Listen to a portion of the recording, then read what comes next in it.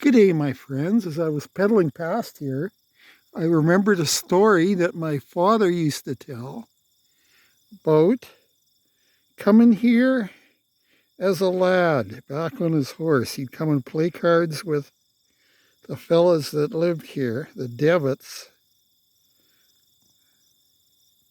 There's a building there, a granary, and we lived, if you can see it,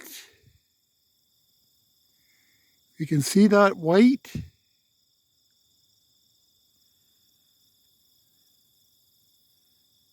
line there. That's a storage tube for grain. Behind it there's some trees. That was where the farm was. Anyway, Dad left here on a stormy night. The fellas he was playing cards with wanted him to stay, but he decided he had to get home, heading back over there, and the storm was worse than he realized.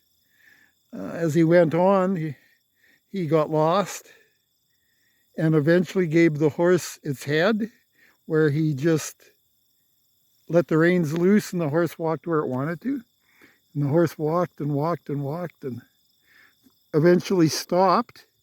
And Dad thought, well, this is it. I'm going to freeze to death out here in the dark.